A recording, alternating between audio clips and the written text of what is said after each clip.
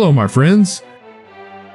I don't usually make exceptions on this channel, but since Yasumi Matsuno is the writer for both Tactics Ogre and Final Fantasy Tactics, I thought it was only right to celebrate the release of the latter by revisiting the entire narrative of this brilliant classic. What do you think? Okay, now, first, some rules. I will be narrating the game's lore in chronological order to make it easier to understand. Some events are not entirely clear as to when they occur, so I did my best to interpret and incorporate them into the narrative in a way that makes sense. Are you ready? Let's go then.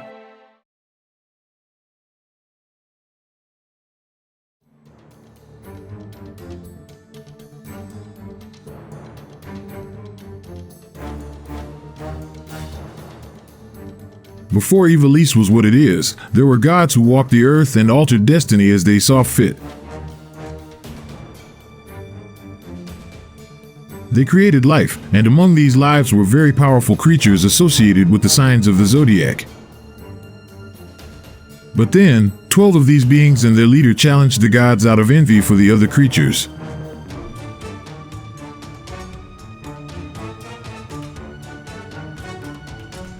These beings became known as the Lucavi. They lost the battle and were sealed away. The gods then abandoned the earth and went to live above the clouds. The Lucavi's sealing prevented them from roaming the planet freely like other races. The only way for them to gain access was by finding a suitable host for each Lucavi, along with some form of connection between the two. So the Lucavi would have control of the host and be able to unleash its power.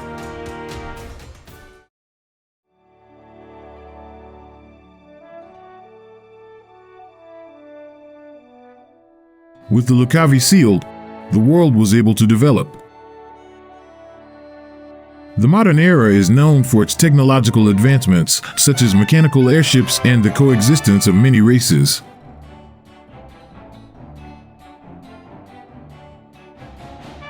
This piece of land was governed by the Holy Edoran Empire. Along with the dominant religion, Pharism, they ruled for a long time.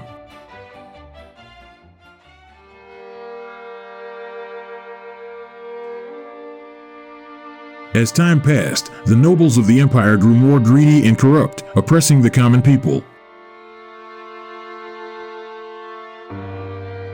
Then, Ajora Glabados was born into this world. And he was the perfect host for the Lucavi leader, Ultima. He also had the power of prophecy, so when he was born, he pointed to a well and warned people not to drink from it. When the Black Plague arrived, those who had drunk from the well died.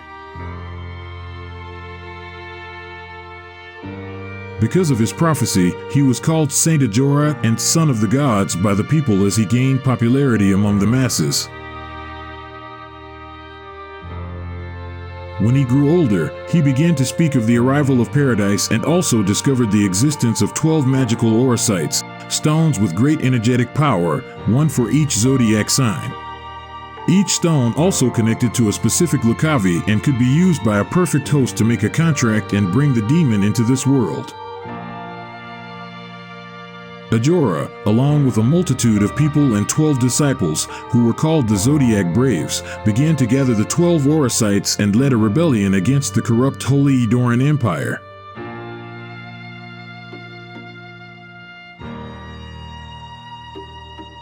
This rebellion lasted 20 years, and one night, to win the war, Ajora summoned the Lucavi Ultima.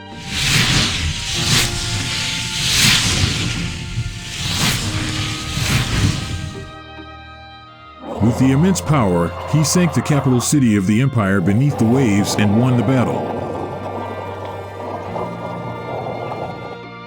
This event was called the Cataclysm. Besides sinking the city, it led to the extinction of all sentient non-human races and all sources of electricity and energy around the world.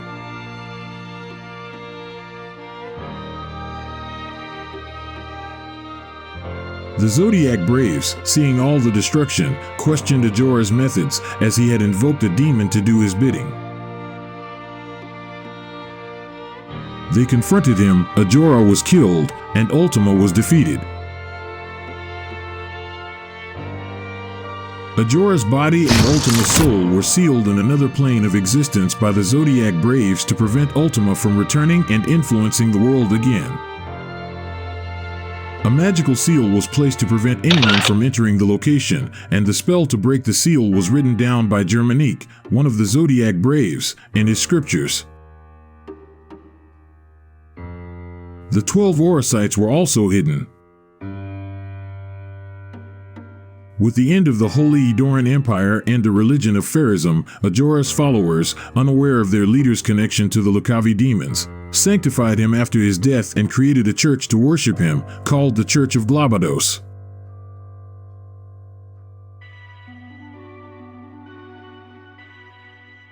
Germanique decided to write the truth about Ajora, that he was a normal man, in his scriptures. To justify Ajora's sanctity, the fall of the Edoran Empire, the decline of the Pharism religion, and the rise of the new religion, the Church of Glabados decided to create a legend for their saint to legitimize their religion and declare anyone who said otherwise a heretic. In this legend created by the church, Ajora was born a saint, performed miracles, and this bothered the Holy Edoran Empire and the Pharism religious leaders. He gathered 12 special Orosites with 12 followers, now called the Zodiac Braves, who were heroes who appeared to save the world when things became chaotic. But one of his disciples supposedly sold Ajora to the Empire for money.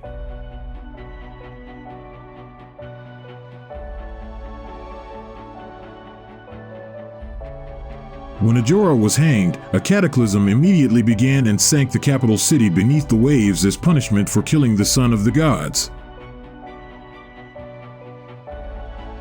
With this divine demonstration, the people saw that Ajora was indeed a saint, the empire and the Pharism religion fell, and the church's religion began to grow. With this, the Church of Glabados was founded, with its capital at the place where Ajora died.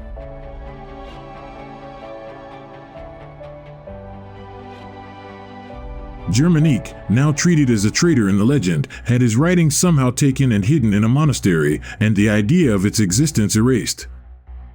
If discovered, they could dismantle the foundation of this church by destroying the legend of Ajora. This is more or less the end of the modern and technological era. Due to the consequences of the cataclysm caused by Ajora's invocation of Ultima, the world returned to a medieval state with only humans. The lack of energy sources meant that the technological contraptions used as robots and flying airships had to be abandoned because there was no way to make them work without power. The Zodiac Braves disappeared, the 12 Orosites were hidden along with Germanique's writings, and they were branded as legends by the church. From this point on, the church began to expand its influence and gain new followers with the legend they created for their saint. The Lucavi returned to the shadows, waiting for another opportunity to seek their master's resurrection to free them from their sealing and walk the earth to end all life.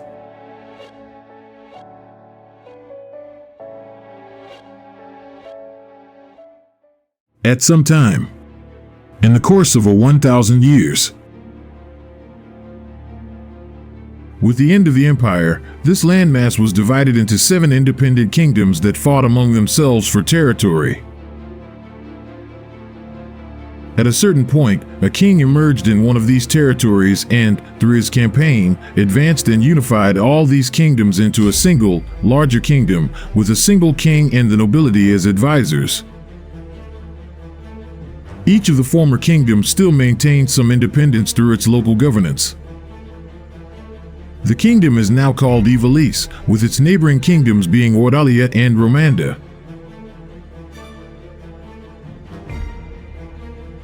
"1,100 years will pass since the death of Ajora. Now the sole religion of all inhabitants is the Church of Glabados and its worship of Ajora. Because of this, the church holds a lot of power and influence over the population. Ivalice continues as a kingdom with its 7 territories. The 16th king ruled Ivalice as a whole in the region of Thessalia, while the aristocracy governed 5 other territories: the Duchy of Gallion, the Grand Duchy of Fovaham, the Duchy of Zeltinia, the March of Limbury, and Lionel. Mulland, or what was left of it, was governed by the church.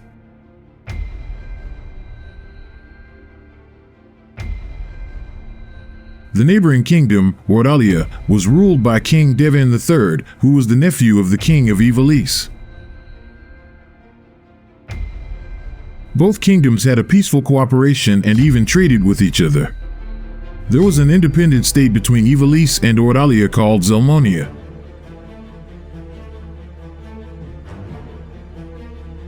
Despite the family ties between the kings of Ivalice and Wardalia, the king of Wardalia advanced militarily and annexed Zelmonia into his kingdom. This caused intrigue and mistrust between the kings. Ivalice began secretly to weaken Wardalia through influence in Zelmonia, until the nobles of Zelmonia themselves asked the king of Ivalice for direct intervention to free themselves from Wardalia's control.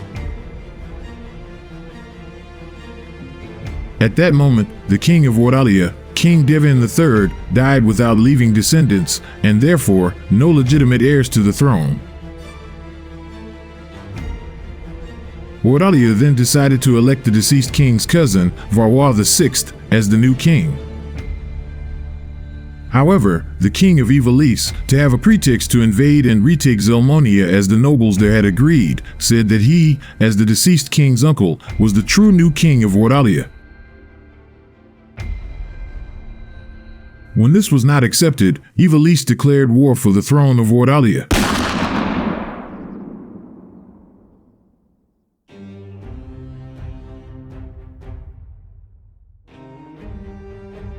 The king of Ivalice gathered the knightly orders and the nobles of the regions and advanced towards Wardalia's capital, Vera.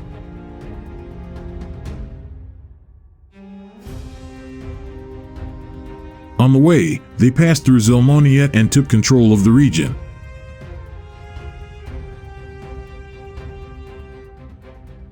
As they were approaching the borders of Wardalia, King Dinamda II became ill and ended up dying.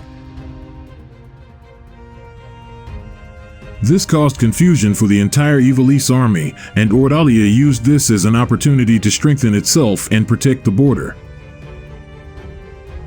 Wardalia advanced and retook control of Zelmonia, and now the two armies fought fiercely for 2 years, but ended in a stalemate. Meanwhile, one of Dinamda II's heirs, now called Dinamda IV, took over as king in his father's place.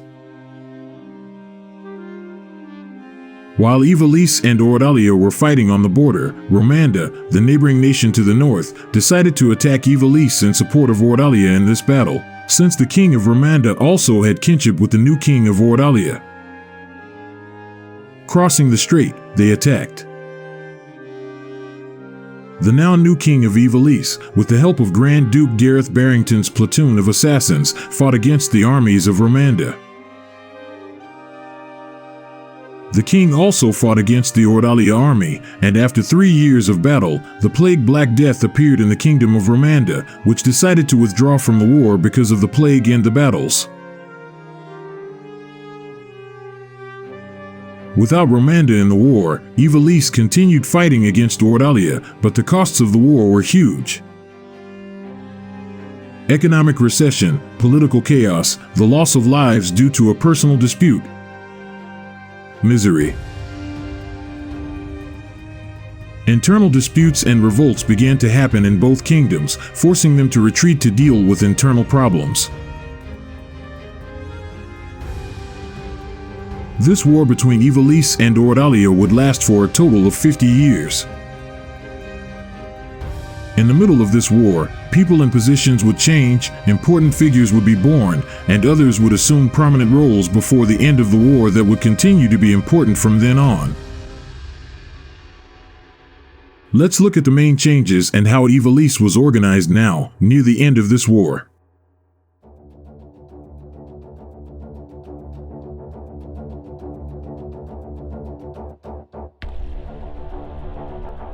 The Church of Glabados continued in control of Mulland, just a small island in the middle of the sea, which is what was left after Ultima's destruction, without intervention from the greater state.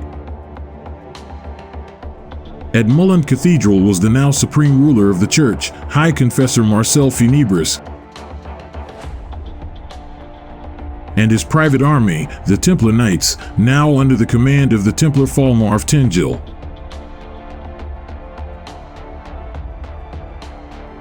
The royal family continued at the center of the kingdom, in the territory of Lesalia, in the royal city of Lesalia.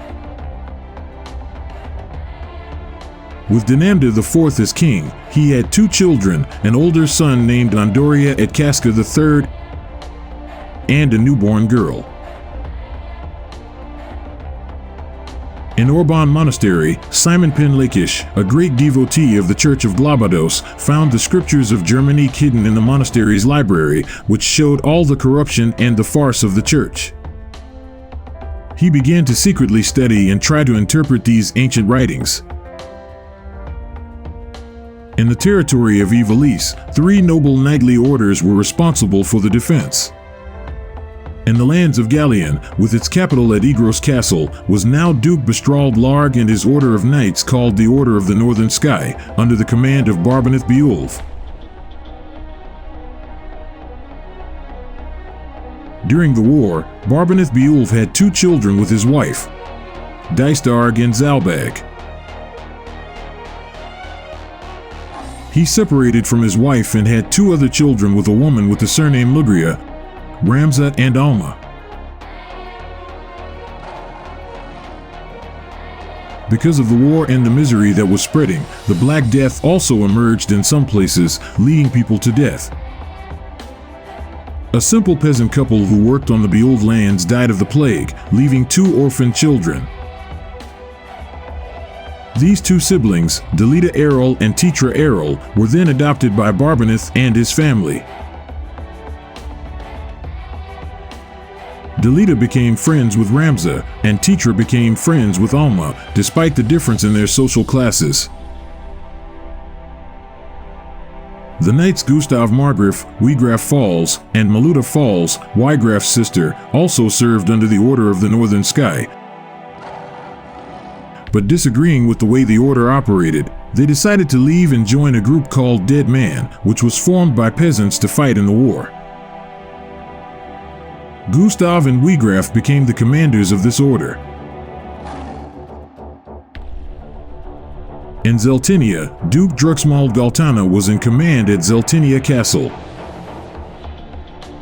And the Order of the Southern Sky, under the command of Count Sidolphus Orlando.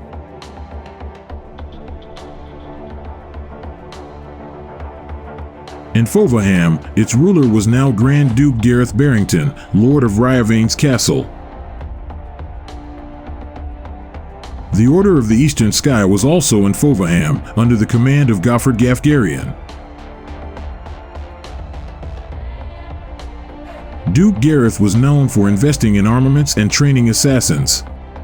Gareth would go to orphanages to look for children with special powers to recruit and train. In a village he visited, he found 2 small children with very strong powers, named Rafa and Marak. He tried to take the children, but when the village leaders refused, he set the village on fire, killing everyone and taking the 2 children. He adopted them as orphans, and they grew up thinking the Duke had saved their lives from the fire. In return, they agreed to serve him, were trained to be assassins, and joined the Duke's secret organization of elite ninjas. The Duke treated Rafa very poorly in secret from her brother, as she was suspicious of him.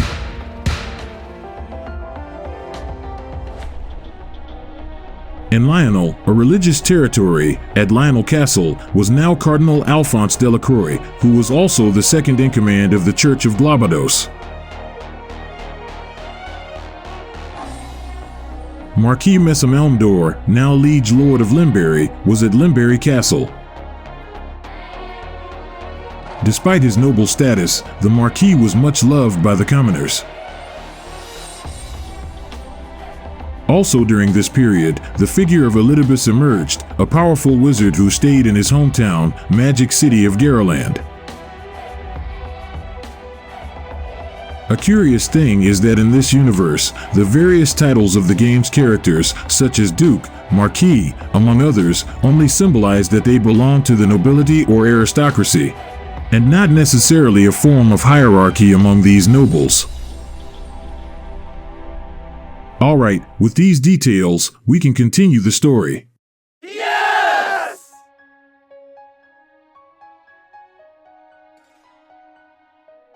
The king of Ivalice was killed, likely assassinated. He was succeeded by his son, King Undoria at Casca III. However, this new king, unlike his father, was mentally weak and often ill. Not being a strong king was a problem, especially for a kingdom at war, so the person who started giving the orders in Ivalice was his wife, Queen Liveria, who was also Duke Larg's sister. Undoria and Liveria had 2 children, but they died shortly after birth, so to ensure the heredity of the throne, Undoria adopted his own sister, Ovilia at Casca, as his daughter and heir. Ovilia grew up believing she was the king's legitimate daughter. The battle continued, and the king of Ordalia died and was replaced by Prince Leonard. Seeing that the ruler of Ivalice was a weak man, and this impacted the morale of the armies, Leonard advanced to force Ivalice to surrender and end this war that only brought misery and death to both sides. Ordalia advanced and launched one last attack, invading Zeltinia. Even with Ivalice's knightly orders fighting bravely to prevent this, Zeltinia was invaded and occupied by Ordalia. Leonard thus gained the advantage and requested an end to the war.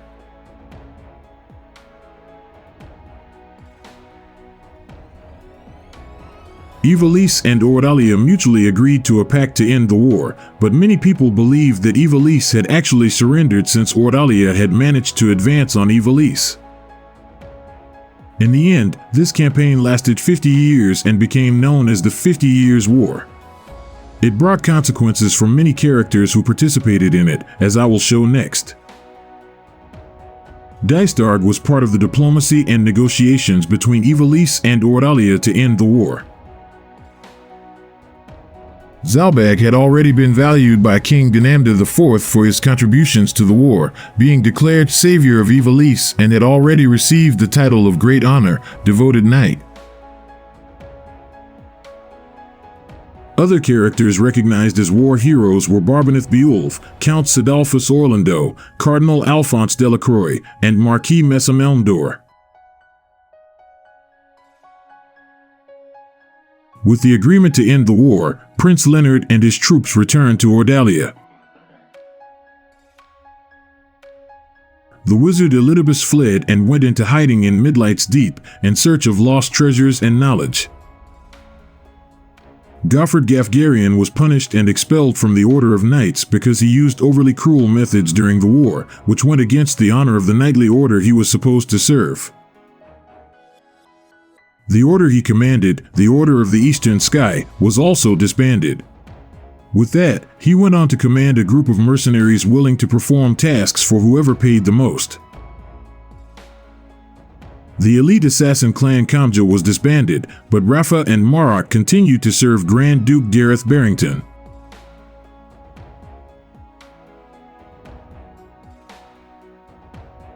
And that's the story of the 50 Years' War. If you already found that confusing, get ready because from now on things are going to get much crazier as we will finally enter the main events that will lead to the game. Take a moment to breathe. That's right. Now, let's start. With the end of the war and the supposed loss for the kingdom of Ivalice, the kingdom was destroyed, miserable, and chaotic. Due to war expenses, they were without resources even to pay the knights and other people who had helped in the war. The feeling of revolt was enormous, especially among the Dead Man group, which was made up of peasants who were denied payment for the war and were left destitute after the nobles used them and continued in their noble positions. These commoners felt betrayed by the nobles who had brought them only pain and suffering with this war and decided to rename the Dead Man to Corpse Brigade, an organization that sought to overthrow the aristocracy from power because of this ingratitude towards the commoners. Many commoners revolted by the current situation also joined this group and began to attack places, being labeled as terrorists by the nobles. The group was led by Wegraf Falls, Gustav Margraf, and Gregaroth Levine. Wegraf's sister, Maluda Falls, was also part of the group. Regarding political power, since King Andoria at Casca III took office and proved to be weak and very ill, there was concern about his possible death and who would inherit the throne. Queen Luviria was the one who governed in the end, but she was not liked by the nobles, who wanted to govern instead of her. So, remember I said that the king and queen had 2 children but that they died very early? The nobles killed the children, saying they died of diseases, as a plan to put the king's sister in their place as if she were the legitimate daughter.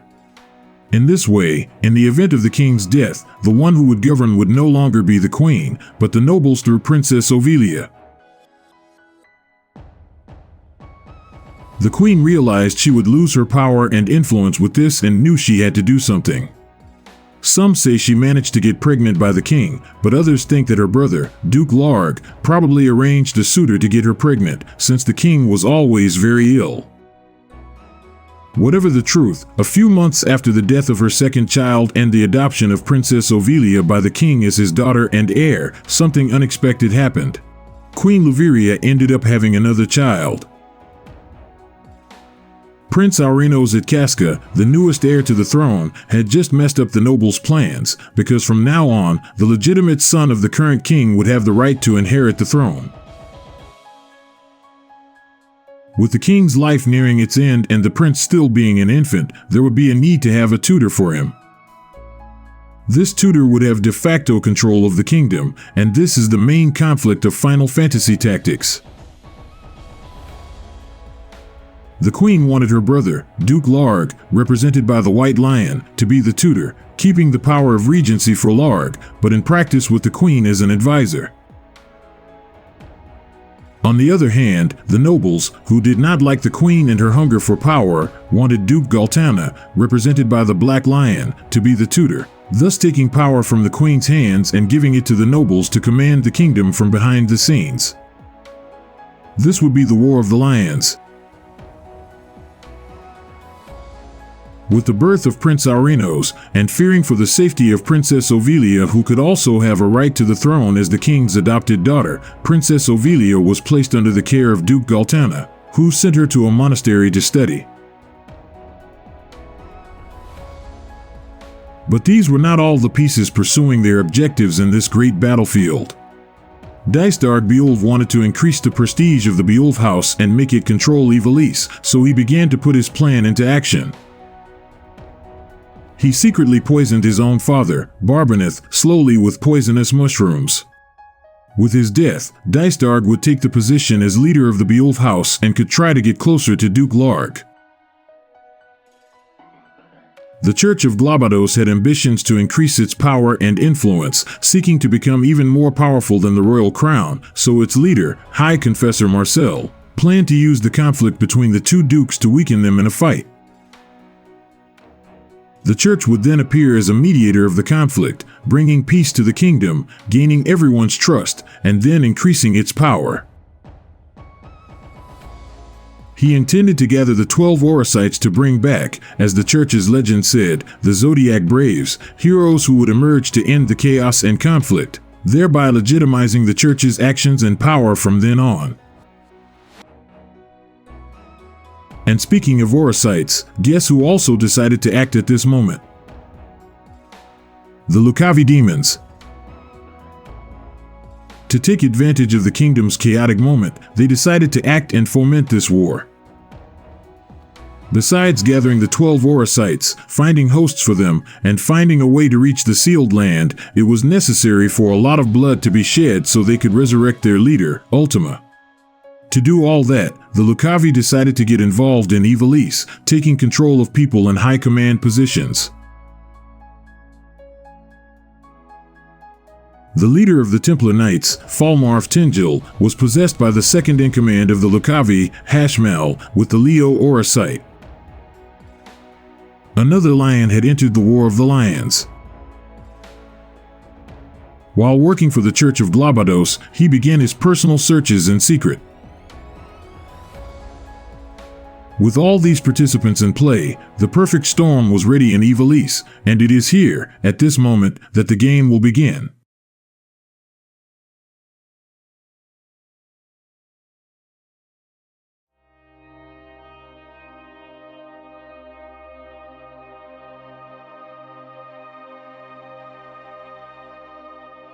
Our character is Ramza, from the House Beulf. At Igros Castle, Barbaneth, who is very debilitated, is surrounded by his 4 children. He says goodbye to each one, and to Ramza, says to follow what is right and become a knight. He places Ramza in the Knights Military Academy, and with his influence, he also manages to place Delita, Ramza's friend, despite his commoner origin. Barbaneth says that Ramza can trust Delita, that he will be a good friend to him. Barbaneth dies, poisoned by the mushrooms, but everyone is told that he died of a disease. Dysdarg puts his plan into action. He assumes the leadership of the Beulf House, and with that, also the leadership of the Order of the Northern Sky.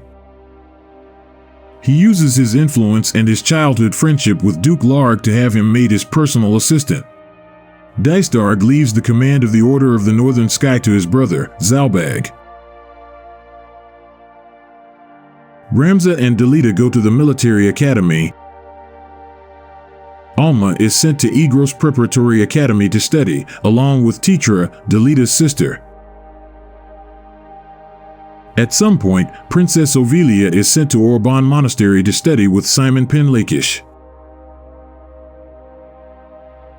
To prove her lineage, she gives him a special stone, which is exactly the Virgo Orosite. Alma ends up going to this same monastery at some point, meets Ovilia, and also sees the mysterious stone that is there.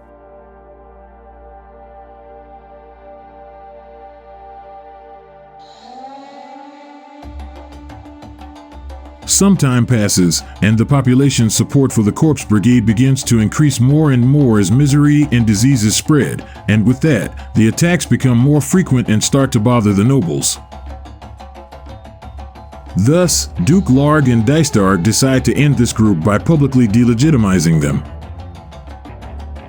They contact the second-in-command of the Corpse Brigade, Gustav Margraf, and manipulate him into kidnapping Marquis Messamelmdor. The Marquis was chosen as a target because they are not sure which side he will support in the dispute for the throne. The Corpse Brigade has only shown the commoners dissatisfaction with the current situation of the kingdom through looting and theft, so if they kidnap a person, something they have never done, they will lose all the general population's trust and be seen only as terrorists, ending their influence and the group's growth. Gustav agrees to the plan, thinking that this will help the brigade get resources by asking for a ransom, but without telling the leader of the brigade, Wiegraf. The plan is set in motion. Duke Larg probably invites the Marquis to Igros Castle, and during this trip, he is kidnapped by Gustav and his group as planned. Argith Adalphus, a squire of the Marquis, manages to escape the attack and flees.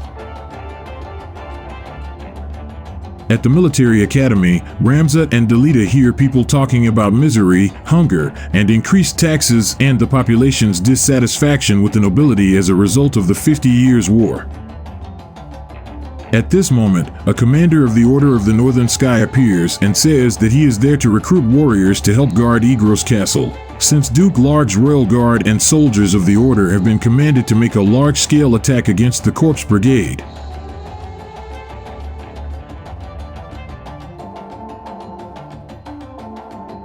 Ramza and Delita go, and they face some of these troublemakers who are trying to hide in the city of Garaland.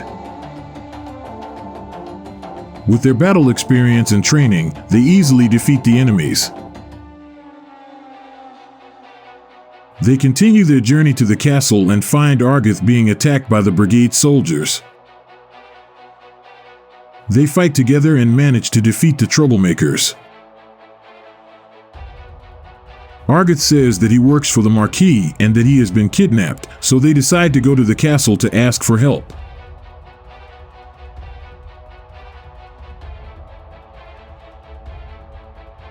Ramza and the others arrive at Igros Castle and speak about the Marquis' kidnapping with Dysdarg. He says that they do not need to worry, lies that he will send men after him, and that they should stay in the castle for now. Inside the castle, they meet Zalbag, Alma, and Titra again. Zalbag comments on the kidnapping of the Marquis, especially the strangeness of them asking for a ransom, which is not part of the brigade's normal way of acting. Ramza asks where they have been seen. Zalbag shows the direction and says that he needs to go command the Knightly Order's armies. Argith is impatient and wants to prove himself, so he convinces Ramza to go after the brigade and the Marquis in the place that Zalbag has pointed to. Even though they disobey Dysdarg's orders, they go to investigate. In the city of Dorter, Wiegraf finds the brigade's group and discovers that Gustav is the one who has kidnapped the Marquis against his orders and demands to know where he is. Ramza and his group arrive in the city and fight against them while Wiegraf flees after Gustav. They win the battle and interrogate one of the enemies to find out where the Marquis is. The enemy says that it is not under Wiegraf's orders that they have done this, but Gustav's, because while Wiegraf wants to end the nobility, Gustav wants to join it, and this makes more sense to them. He says that Gustav is in the desert, and the group goes after him. In the desert, Wiegraf arrives and confronts Gustav, calling him a coward for kidnapping a person. While they fight, Ramza and his group arrive and face the rest of the brigade soldiers. They win and enter the fort, finding Wiegraf, the Marquis, and Gustav, who is dead. Wiegraf says that it is a misunderstanding. The brigade does not kidnap people, so he proposes a deal. He will hand over the Marquis in exchange for being able to flee. They accept, Wiegraf flees, and the Marquis is rescued.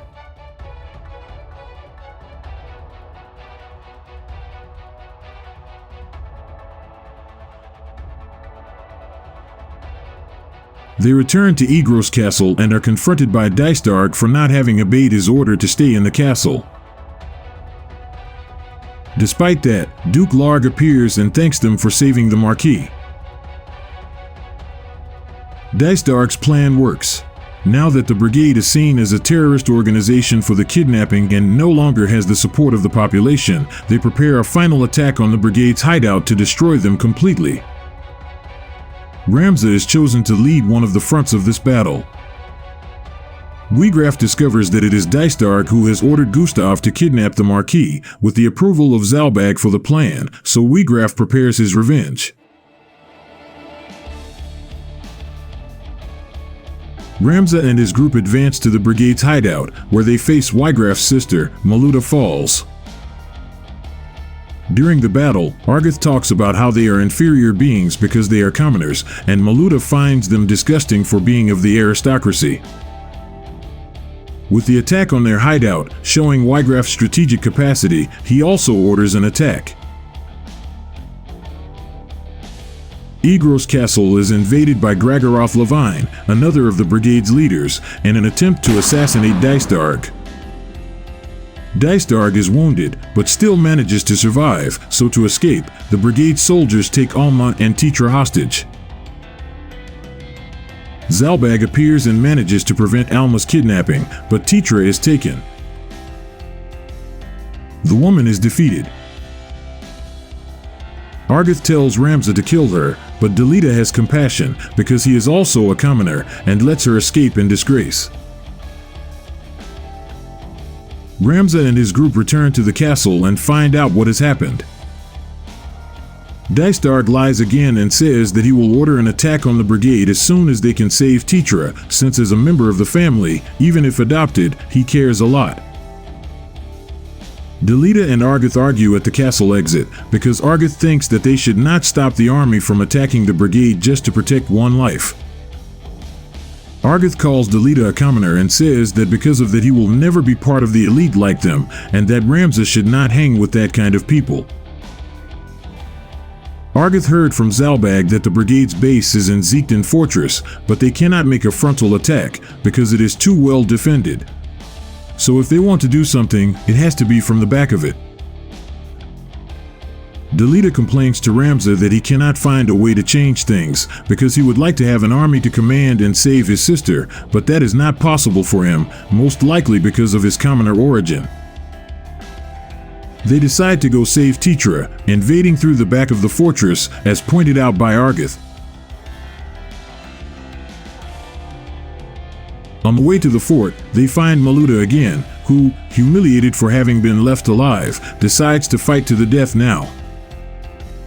Delita asks her to free Tetra, but Maluda says that they have taken from him what the aristocracy always takes from them, that is, everything. Maluda is defeated and killed, and Delita is sad for having to do this.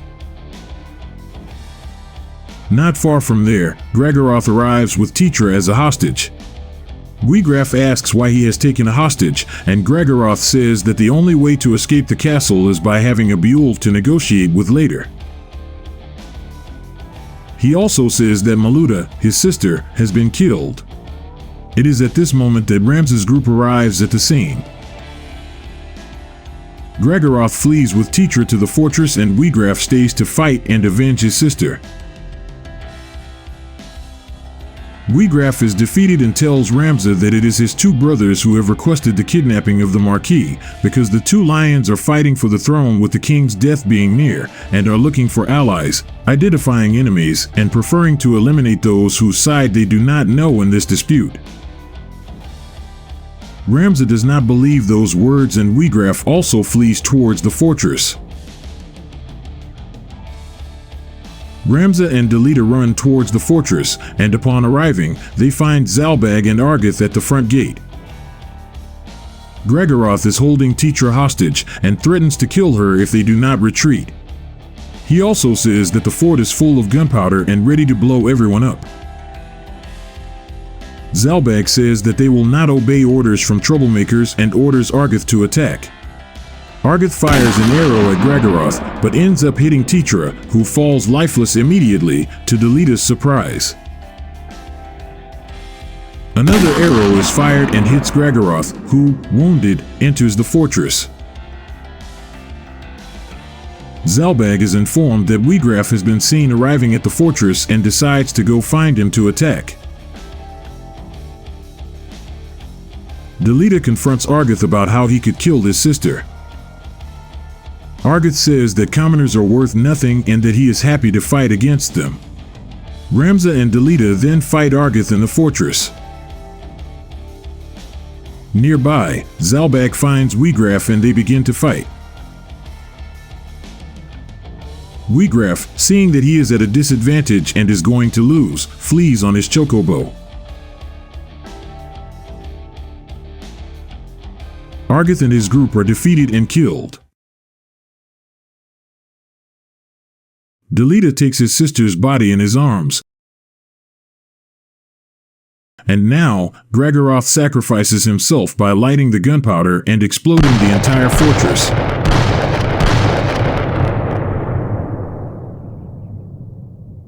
With the power of the explosion, Ramza and Delita are separated. They crawl through the snow in opposite directions, but both survive. Ramza because he was far from the focus of the explosion, and Delita because he was holding his sister, who served as a shield to lessen the impact of the explosion. Ramza and Delita go in different directions without knowing of each other's survival.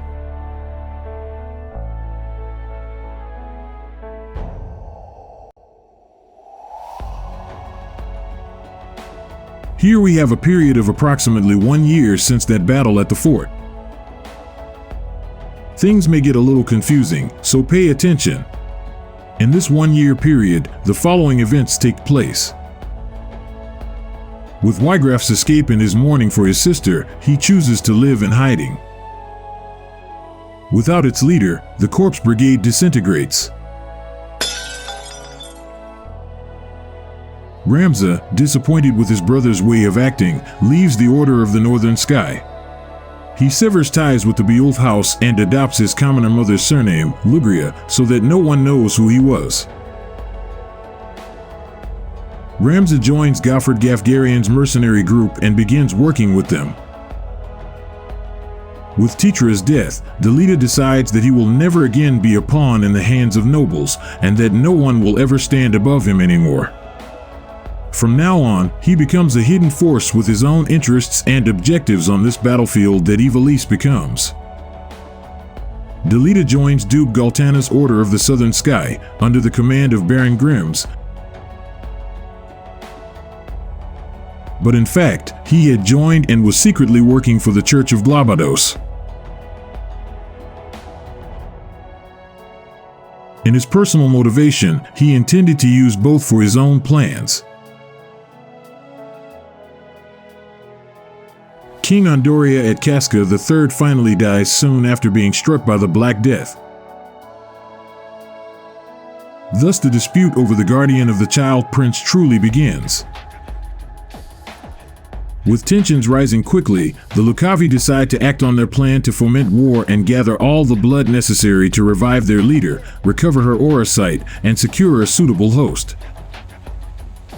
Many characters come into possession of aura site, even if not yet active in a contract, either through delivery by the Templar commander, by their own order, by order of the church, or by already being in certain locations.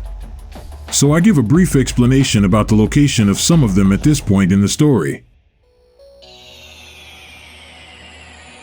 The Leo aura site remains in the possession of the leader of the Templar Knights, Falmarv Tingil, and it is already active. The Pisces aura site rests with Falmarv's son, Isolde Tingil, and the Sagittarius aura site lies with his daughter, Meliadal Tingil. The Capricorn and Aries aura sites are also held by the Templars as they search for suitable hosts. The Scorpio aura site belongs to Cardinal Alphonse, the Church's second-in-command. The Aquarius aura site also lies somewhere in Lionel. The Virgo aura site, the stone that represents the Lucavi leader Ultima, remains in Orban Monastery under the care of Simon Pen Lakish. The Gemini aura site belongs to Marquis Elmdor. The Libra aura site rests with Count Orlando. The Taurus aura site is discovered by Bisrudio Bonanza in the clockwork city of Gug, while he investigates deactivated equipment and flying machines from a past era, proof that these aura sites once served as a source of energy. This is further confirmed by the Cancer aura site, which still beats inside an active automaton in Nelveska Temple. And finally, the Serpentarius aura site, a mysterious sign, is unearthed by the wizard Elidibus on the lowest level of Midlight's Deep. Cardinal Alphonse learns of Bisrudio's discovery and hires Ludovic Baird, leader of the Baird Trading Company, a company renowned for charity and construction, but secretly a front for illicit dealings, to retrieve the stone. Just before the company found and kidnapped Bisrudio, he hands the stone to his son, Mustadio Bonanza, who flees the city.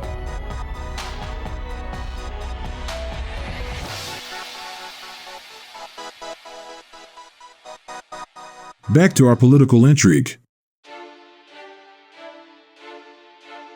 Duke Galtana intends to use Princess Ovilia in his plans if he fails to be chosen as the prince's tutor, so the queen sees Ovilia as an obstacle to her son's throne. The queen, consumed by power, seizes full control of the government. Anyone who opposes her is removed from their position, even members of the royal council. Her own mother-in-law, who dares question her, is exiled, and some whisper she is poisoned. The queen discovers where Princess Ovilia is and decides to come up with a plan to get rid of her. Together with Duke Larg and Dystark, she plots the princess's assassination.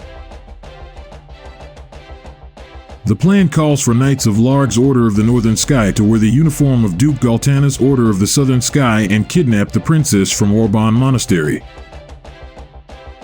They will then end her life and frame Galtana, stripping him of noble support in the tutor's selection. Dystark hires Gafgarian to ensure that the plan succeeds.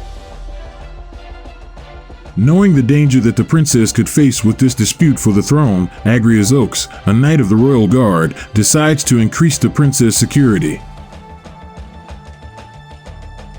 Gafgarian approaches Agrias and accepts the job of protecting the princess with his mercenaries in order to get close and ensure the plan's success. Gafgarian travels to the monastery with his men, and among them is our character, Ramza.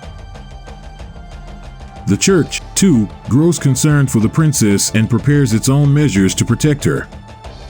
Delita learns of the scheme and decides to act, intending to use the princess for his own ends. Thus, all these factions converge upon the monastery. Gafgarian and Agrias meet, and as they leave the monastery, they are ambushed by Duke Larg's soldiers disguised in the insignia of the Southern Sky. Everything goes according to plan, until Delita enters through the monastery's rear and kidnaps the princess, fleeing on his chocobo. The soldiers see him, and Ramza recognizes his friend. Gafgarian, Agrias, and Ramza mount their steeds and pursue him. Falmarf hires bandits to delay Ramza's group. Dystark, hearing of the kidnapping, secretly agrees with Cardinal Delacroix that if he recovers the princess, he will not entrust her to the church's protection but to them. With the bandits defeated, they continue the pursuit. Delita tells Ovilia he means to free her from those who would use her, but they are soon surrounded by Knights of the Northern Sky, ordered to kill her. Gafgarian, Agrias, and Ramza arrive. But Gafgarian betrays them, revealing that he was hired not to protect, but to kill the princess.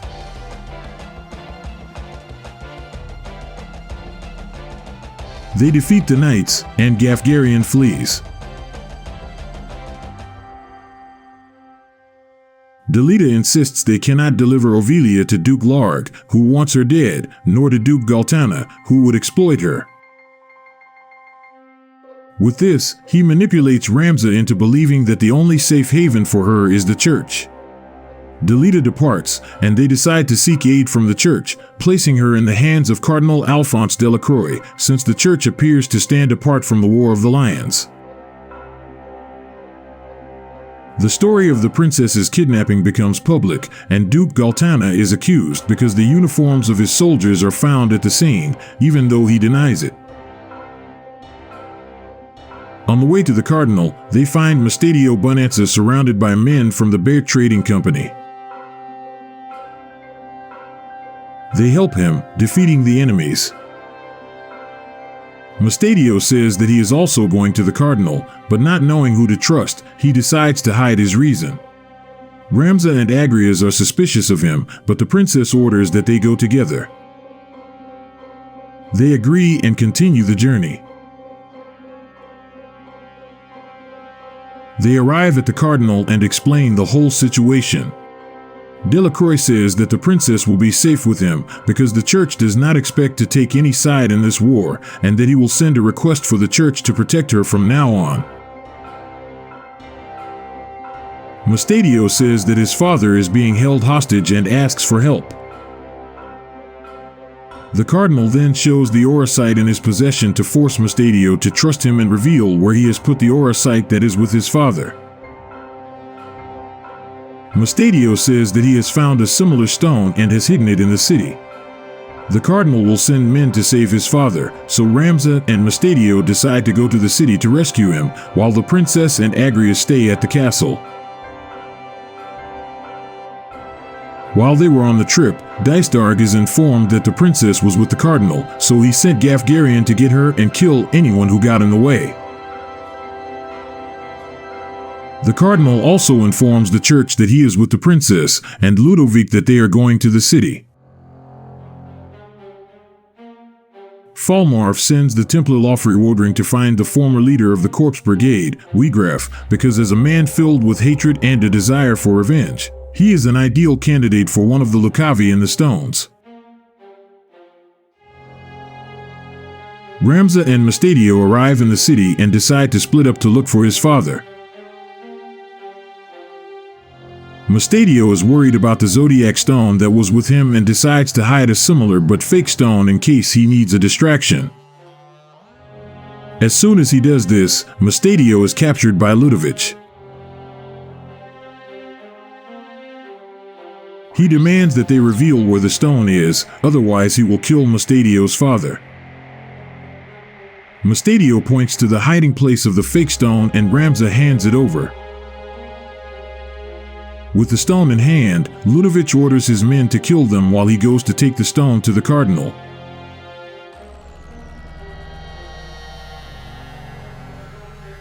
Ramza and Mustadio defeat their enemies, grab the real Orosite, and decide to return to the cardinal, because since he has the princess and Agrias, he might use them as hostages when he discovers that the stone is fake. However, since the normal roads are probably blocked, they decide to go around by boat and reach the castle from behind.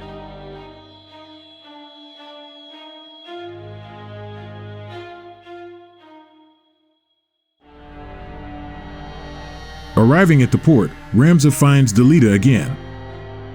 Delita tells him to abandon the idea of saving the princess and chasing magical stones, because he will not succeed. With this provocation, Delita manipulates Ramza into doing exactly those things, all according to his plan. Delita leaves and Ramza continues toward the castle. Ludovic hands the stone to the cardinal, who promptly realizes that it is fake and that he has been deceived. Ludovic is killed for failing to bring the real stone. Gafgarian arrives at the castle to get the princess and kill everyone who knows about the plan, but the cardinal says that he will use her as bait for Ramza and Mustadio to bring the true stone first. Gafgarian is hired to help, and they plan to stage a fake execution of the princess to attract everyone who knows about the stone. Agrias is falsely informed that the princess will be executed and flees the castle toward the location, pursued by the castle's soldiers. On the way, Agrias meets Ramza, who helps her defeat the knights. Agrias says that the princess is about to be executed and points to the place where they must go immediately to stop it. They arrive at the execution site and are ambushed by Gafgarian, who is waiting for them in the trap. Meanwhile, Delita and Falmarv arrive at the castle and report to the cardinal. They speak to the princess and reveal the truth, that she is not a real princess, but only a pawn of the nobles. They explain that the church is not on the side of either lion in the war, but only seeks to pacify the kingdom, and they ask Ovilia to play her role in this. She will be placed on the throne, and the church will control her from behind the scenes. Frustrated at being just a pawn, Ovilia has no choice but to accept and go with Delita. Elsewhere, Wiegraf visits his sister's grave and laments not having been able to avenge her. The Templar Lofri finds him and asks Wiegraf to join them. Wiegraf refuses, but Lofri says that both the church and he are fighting for the same goal, the end of the aristocracy. Wiegraf reconsiders and joins them. Wiegraf meets Falmarv, who, upon accepting him into the Order of Templars, also gives him the Ares Orosite. Gafgarian is defeated and flees toward the castle, pursued by Ramza. Arriving at the castle, Ramza and Gafgarian have one last duel. Gafgarian is finally defeated and killed. They enter the castle and find the cardinal again. Delacroix says that the princess is no longer in the castle because she has agreed to help the church and is going to Zeltinia. He tells them to hand over the stone and flee, but since the group refuses, he will take it by force. Delacroix uses the Scorpio stone in his possession, becoming possessed and transforming into the demon Cuchulainn. A difficult battle unfolds due to the enormous supernatural power of the creature that shocks everyone. With great effort and strategy, Ramza and his group defeat the powerful monster, which upon destruction reverts to Auracite and is kept by the group. Meanwhile, on the way to Zeltinia, Delita is ambushed by Knights of the Order of the Northern Sky. He defeats them and takes one as a prisoner.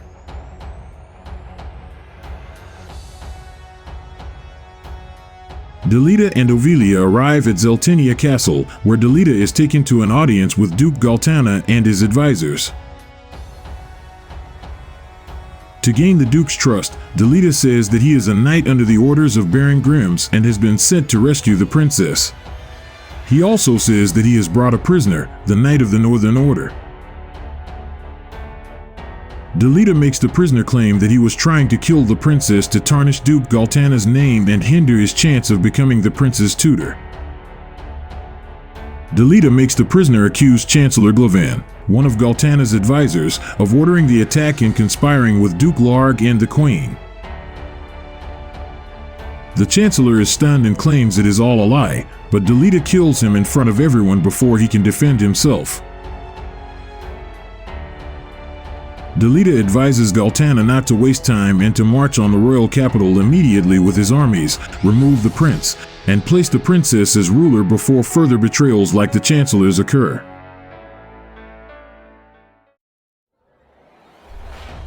Duke Galtana follows Delita's advice and advances with his knights, the Order of the Southern Sky, toward the royal capital. He accuses the Queen of conspiracy and sends her to prison in Fort Besselet, declaring Princess Ovilia as the true heir of the kingdom.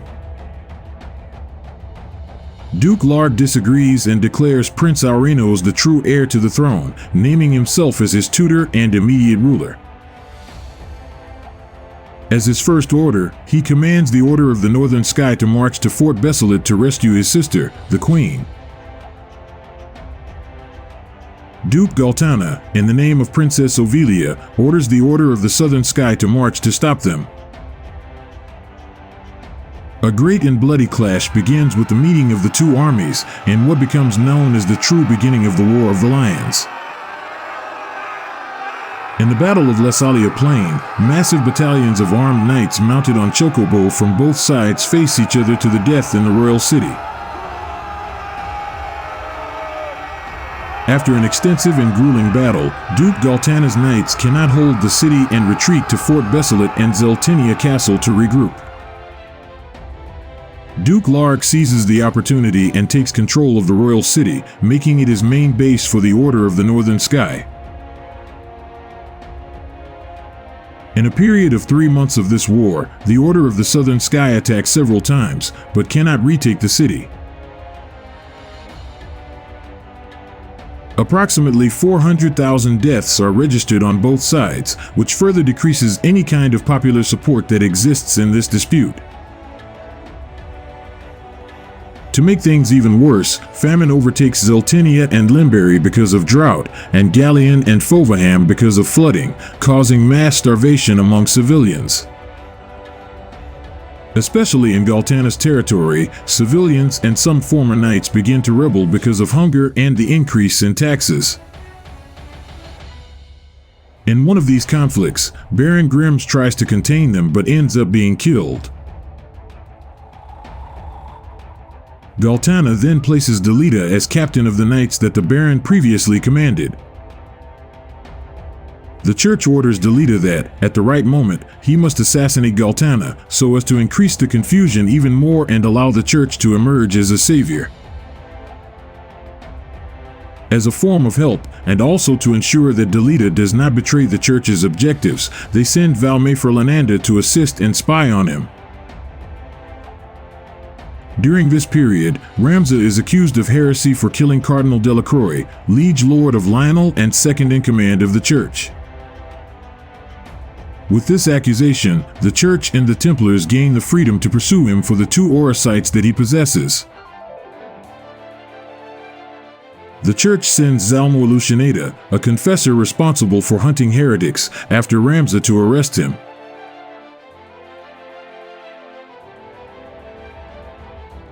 Also in Lionel, Beowulf Cadmus and his friend Elise Rosenheim serve as high-ranking commanders of the Lionel Knights. Beowulf falls in love with a woman named Rhys Dular, and they become engaged. Beowulf gives Rhys a rare stone that has been in his family, which turns out to be the Aquarius Orosite. However, celebrant Bremont Frightberg, an aristocrat and powerful wizard, desires Rhys for himself. Bremont tries to conquer her with money and gifts, but nothing works. So he uses his influence and accuses Beowulf of heresy, which makes him lose his position as a knight in the army. Even so, Rhys stays with Beowulf, so Bremont prepares a powerful curse to get rid of him. However, when the spell is cast, Rhys sacrifices herself for her beloved and takes the curse in his place, transforming into a powerful dragon and fleeing, taking the Orosite. Beowulf leaves the castle and begins his search for her. Meanwhile, Bremont uses his influence over the nobles of the territory while a substitute for the region's ruler is being discussed after the death of Cardinal Delacroix. Rafa Galthina, in Fovaham, discovers that Grand Duke Gareth Barrington is the one who set fire to the village where she and her brother were born, so that he could adopt them and use their powers as part of his private assassin group.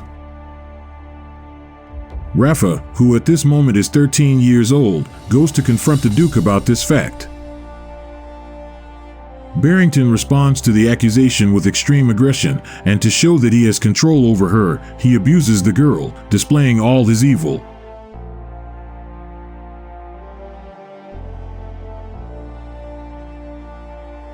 Falmarv discovers that the Virgo Orosite and the supposed secret to accessing the sealed land where Ultima is imprisoned lie in Orban Monastery, and he sends Wiegraf and his son Isolde to retrieve them.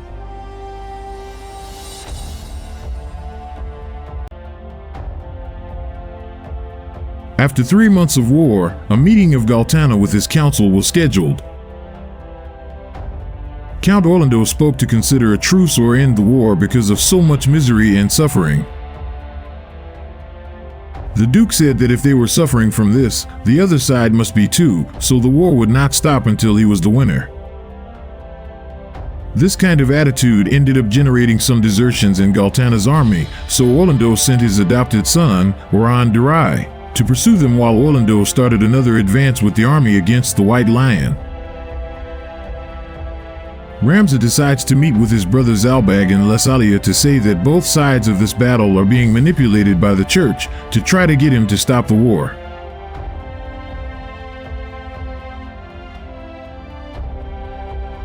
On the way, he finds Oran being surrounded by some bandits and decides to help him. The enemies are defeated. Oran thanks him for the help and leaves to fulfill his objectives. Ramza arrives in the royal city and meets with Zalbag. He tries to convince his brother that both sides are being manipulated in the war and that it is actually Dystark who has acted against the princess. Zalbag does not accept that Ramza would accuse his own family of such a low act and sends him away. At this moment, a messenger warns Zalbag that the Order of the Southern Sky commanded by Count Orlando has managed to advance through Dujura Pass and are heading towards the city. This makes Zalbag rush to start a war council to deal with this situation immediately. Before leaving the city, Ramza finds his sister Alma, who is also there. Ramza says that Delita is alive and that he is going to go after him to find out who he is working for. Alma says that she wants to go along, but they are surrounded by the church's army from Zalmor Lucianata, ready to arrest Ramza for heresy for having killed the cardinal and stolen the Aura site. They face each other in battle, and after a difficult fight, Zalmor is defeated and flees. Alma tells Ramza that if the church is after the Aura sites, they will surely go to Orban Monastery, since she saw an Aura site when she spent some time there. As Alma helped Ramza in the battle, she is now also a heretic and will also be persecuted, so they decide to go to the monastery together in search of the Aura site. Weegraf and Isolde arrive at the monastery first, killing everyone who is there and starting to search in all the deeper rooms for the Aura site. Ramza and his group arrive soon after, and at the entrance of the monastery they find Simon Penlakish almost lifeless. Simon says that the church, through its leader, High Confessor Marcel, wants the stones to increase the church's power in the kingdom. The idea is to force the two armies to fight so that their forces are drained with the deaths, and to increase popular dissatisfaction. In this way, the church will emerge as a mediator of the conflict, and together with the 12 Zodiac Braves, will pacify the kingdom and assume power legitimately by popular demand. Ramza hands the Scorpio and Taurus Aura sites that are in his possession to Alma, and she takes Simon to a safe room. Ramza goes after the Templars in the deeper rooms. Isolde finds the Aura site that is hidden in the monastery but cannot find the scriptures that have the secret of the sealed land, being reached by Ramza soon after. They face each other and Isolde is defeated, but flees quickly with the stone. Ramza goes after him, but discovers that Weegraf has taken Alma hostage.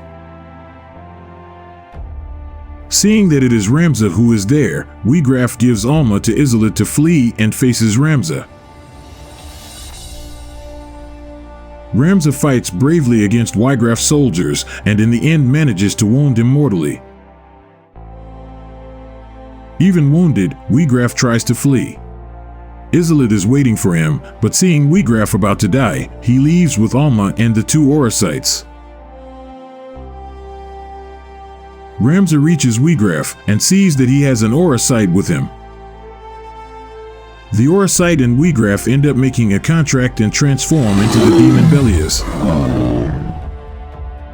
Admiring so much power, Belias flees to meet with Falmarv and see his next steps for the Lucavi plan.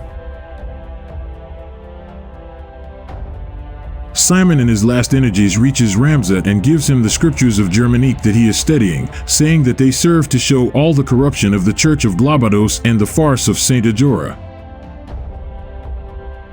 With this powerful document in hand, Ramza can ask for Alma's rescue. Simon dies soon after and Ramza goes after his sister. On his escape, Isolde is surrounded by Marat Galthina and his group of assassins, who take him as a prisoner to their boss, Grand Duke Barrington at Ryavane's castle.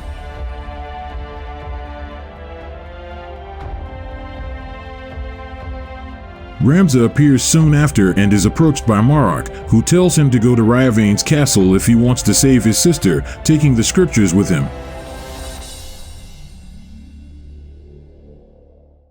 While Ramza is going to the castle, the Battle of the Lions continues. Zalbag manages to hold off the armies of Count Orlando, who are almost reaching the royal city, making them retreat and return to their lands. Marquis Messam, who is in this battle, is mortally wounded by an arrow and abandoned on the battlefield.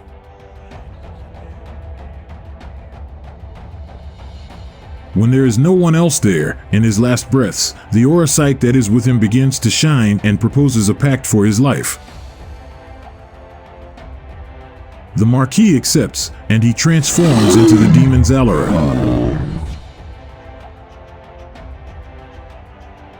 Zellara uses his powers to invoke 2 demon servants and has them disguise themselves as humans. They are now called Celia and Letty. Zellara returns to the Marquis's human form and they go to meet Falmarv in secret to discuss the Lucavi plan. Dysdarg and Duke Larg want to end the princess's life, but since she is under the care of the Order of Southern Sky in Zeltenia, an open-air attack is not possible. So they decide to contact their ally in the last war, Grand Duke Gareth Barrington of Ryavanes, who is known for his private army of stealthy assassins to fulfill this objective. Barrington also has his own objectives to achieve more power, so seeing that if he fulfills such a task he can achieve a more prestigious place among the nobles, he sends 2 assassins to kill the princess. Meanwhile, Delita goes to meet with Princess Ovilia in Zeltenia Castle. She is sad about everything she has discovered about her origin and how everyone only wants to use her. Delita says that he feels the same, because he has always been used as a puppet by the more powerful. But that now his plan is to tear down this whole system so that Ovilia can rule in peace, as it should be. Delita swears on the soul of his deceased sister that he will fulfill this objective, and the 2 hug each other.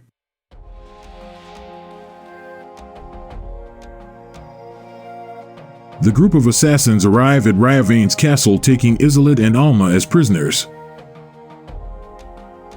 Duke Barrington recognizes Isolde as a Templar and sends a message to his father, Falmarv, that he is his prisoner and he should come there to talk to him. He also finds the Scorpio and Taurus stones that are with Alma. Falmarv heads towards Ryavanes and asks Wiegraf and the Marquis Messam to accompany him. On the way to the castle, Ramza finds some soldiers of the Order of the Southern Sky who had rebelled against the kingdom. They recognize Ramza as the heretic and decide to capture him so that in exchange for his head, they will receive forgiveness and can live in peace. Ramza and his group fight and defeat them. Soon after, they are approached by Aran Durai, who is after the deserters and not heretics, so he will not arrest Ramza. Ramza's father told him in the past that Count Orlando is a trustworthy man, so Ramza asks Aran to tell his adopted father that the 2 sides of the war are being manipulated by a group that wants to see them fight and are gathering the legendary stones. Oran says that they already suspect the church, but that they still have no concrete evidence about them. They say goodbye, and Ramza continues his journey after his sister.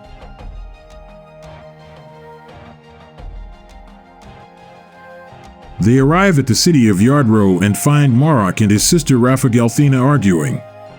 Rafa tries to convince her brother that they are being manipulated by Grand Duke Barrington to do his dirty work for him, and that they should flee. Marok is furious for her to talk like that about their father who has taken them in and cared for them since they became orphans, and confronts his sister. Ramza and his group arrive at this moment and Rafa asks for help. Marok's group is defeated and he flees towards the castle. Rafa says that Duke Barrington also wants the throne of Ivalice for himself, and that she cannot escape without her brother, who is also a victim in all of this. They follow him to the castle together. At Zeltenia Castle, Princess Ovilia and Delita are talking as usual, until they are attacked by surprise by assassins sent by the Grand Duke. Delita is slightly wounded, but manages to counterattack and defeat the enemies, protecting Ovilia. Falmarv and Wiegraf arrive at Ryavane's castle, and the Marquis stays hidden providing cover. They are received by the Duke, who says that he knows that who has the power now in this war is not the Lions, but who holds the powerful Orosites, and suspects that the Templar Knights have them. Falmarv tries to deflect the suspicions, but Barrington orders Marok to bring Isolde, who is a prisoner. Barrington also says that he has found the Scorpio and Taurus stones that are with Alma. At this moment, a knight of the castle warns that Ramza's group is at the gate, and Marok goes there to face him. Barrington tries to blackmail the Templars to ally with him, otherwise he will unmask the church's plans to everyone, showing both the Zodiac stones and the scriptures of Germanique. If this happens, both the church's foundation will be exposed as being false and it will be unmasked as being the one who is actually manipulating Duke Larg and Duke Galtana in this war. With no other solution, Falmarv orders Wiegraf to go after Marok to get the scriptures and the 2 stones and then threatens Barrington.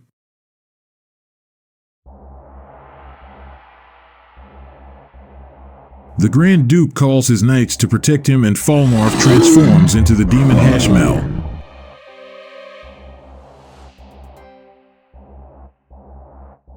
Hashmal begins to kill the Duke's knights one by one. Isolde sees that his father has transformed into a demon and tries to attack him. The transformed Falmarv retaliates and kills his son. The Duke is frightened and flees amid the massacre to the castle rooftops. Marok fights Ramza and Rafa at the castle gates. Rafa asks her brother to surrender because he is being manipulated. Marok says that the Duke promised that he would free them from their tasks if he got the scriptures. They fight. Marok is defeated and flees, followed by Rafa. Ramza enters the castle alone to save Alma. The massacre carried out by Hashmal inside the castle continues, and a knight ends up opening the cell where Alma is. In the middle of the screams of the knights being killed, she takes the opportunity and flees. Inside the castle, Ramza runs ahead and meets Wiegraf, possessed by the Lucavi. They start a duel, and just when Ramza's group reaches him, Wiegraf uses his power and transforms into the demon Belias to face them.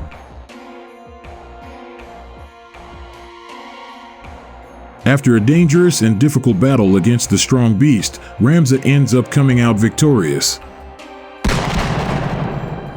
Belias explodes, leaving only his aura sight on the ground, which is collected by Ramza. Alma finds Isolde's almost dead body, and he gives her the Pisces aura sight just before he dies. Falmarv appears in front of the woman soon after recovering the Virgo aura sight and realizes that Belias has been defeated. To punish Ramza for this, he prepares to kill Alma, but at this moment the Virgo stone shines, indicating that Alma is the perfect vessel for it. After all this time with Hashmal looking for an adequate vessel for his boss, he finally finds one. Falmarv takes Alma and leaves. Alma ends up dropping the Pisces stone on the ground just before being taken away. Meanwhile, on the castle rooftops, Rafa finds Duke Barrington and confronts him. The Duke pulls out a weapon, points it at Rafa and tells her all the terrors he has done in their lives. Marok, who is nearby, hears everything and finally turns against the Duke. The Duke shoots at Rafa, but Marok sacrifices himself to protect his sister.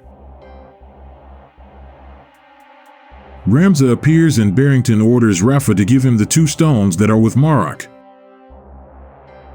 Upon seeing the 2 stones, Marquis Messam and his 2 companions appear and throw Duke Barrington from the rooftops, killing him immediately. The Marquis demands the stones, and they fight. Ramza realizes that they are not human, but manages to fight well and surprises the enemies with his skills. The Marquis says that he will retreat, but that he will wait for Ramza in Limberry if he wants to get the stone that he has, and then disappears with his companions.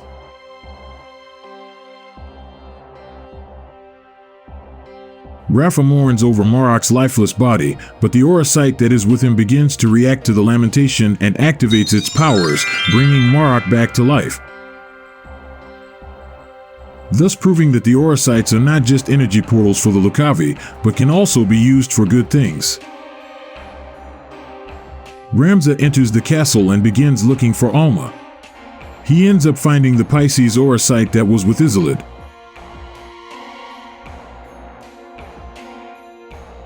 They don't find Alma. Marok says that since all the castle soldiers are dead, the Templars are probably the ones who took her to Mulland, the seat of the church's power. Ramza says that the church probably does not know about the Lucavi or that the stones are powerful, since they only want to use their symbolic power to legitimize the church in front of public opinion. Ramza decides to go and meet with Delita to see if he has more information about the objectives of the church and the Templars.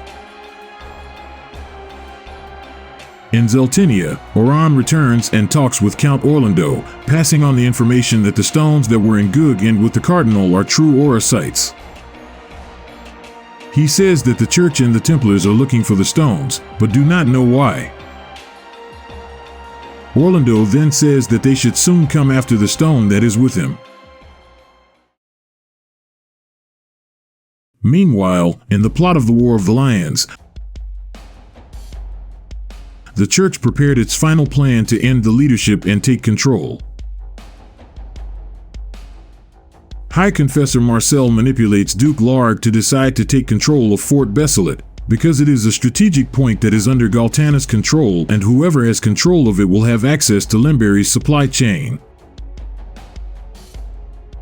Duke Larg, already impatient with how much the war is dragging on, falls into the trap and orders his army to retreat all his soldiers and prepare a total advance against Fort Besselet. The church wants them to face each other once again, both to decrease the forces of the armies and to put its plan to assassinate the leaders into operation and thus be able to emerge as a mediating power. The church also sends the Templar Barak Finzer to poison the battlefield of the Order of the Northern Sky to weaken them before the battle that is about to happen. Falmarv informs his daughter, Meliadal Tengil, that her brother, Isolde, had been killed by Ramza.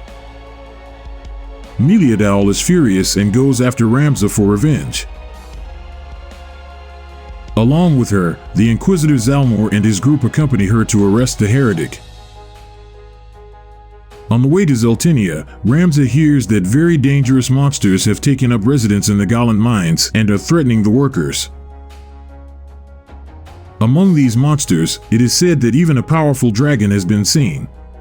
Ramza decides to go there to help, and at this moment he is approached by the former captain of the Lionel Guard, Beowulf Cadmus, offering his services and asking to go along, because he is also looking for this dragon. They reach an agreement and go to the mines.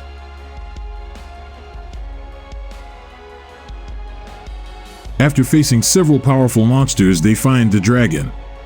It is Reese transformed, and she is being surrounded by a minion of the Lucavi who is there to get the aura sight that is with her.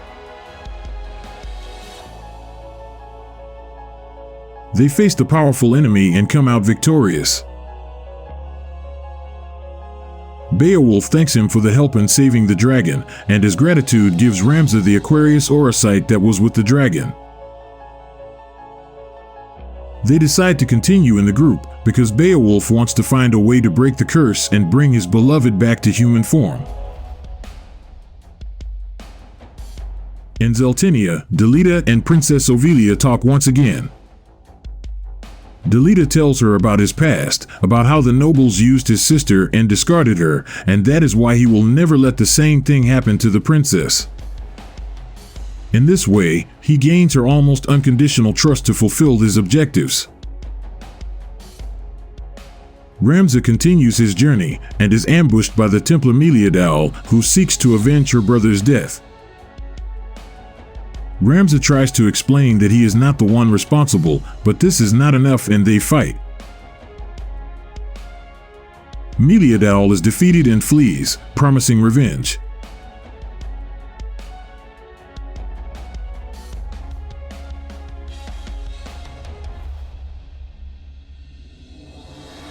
Ramza hears from some local residents about a nearby island with a temple that is inaccessible due to a mysterious power.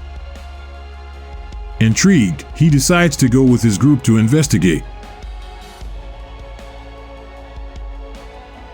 Arriving at Nelveska Temple, a powerful metal sentinel that is providing security confronts them. Despite the technological and firepower difference between them, Ramza manages to subdue the machine, which, upon exploding, reveals that it was being powered by the Cancer Aura site. Witnessing the immense power of that stone and that robot, Beowulf suggests trying to use its power to break the dragon curse on Reese. Reese concentrates and uses the power of the stone, breaking the curse and returning to human form again. The couple thanks them for the help and says that when the group passes near Lionel, they will leave.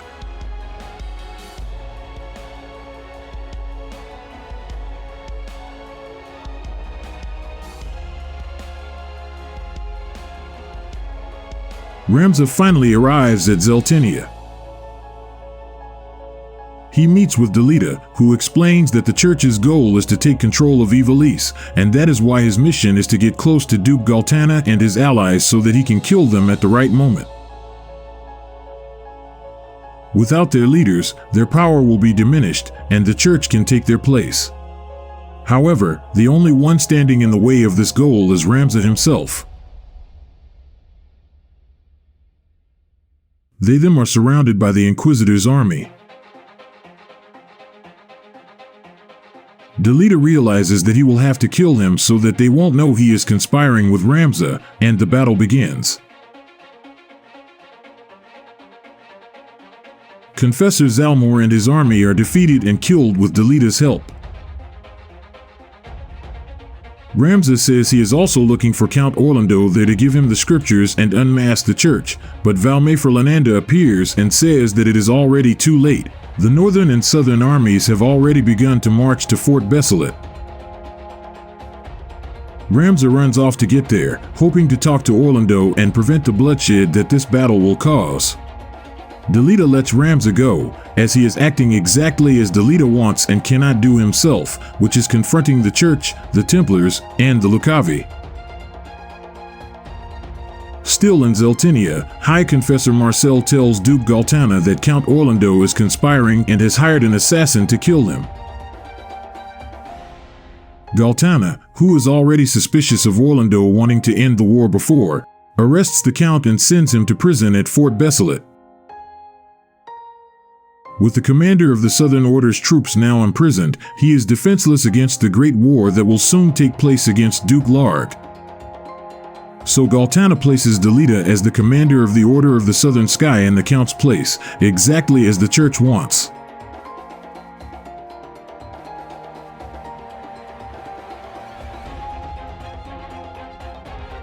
Near Fort Besselet, Ramza finds the Templar Barak Finzer poisoning the air that will pass by the Northern Sky Order.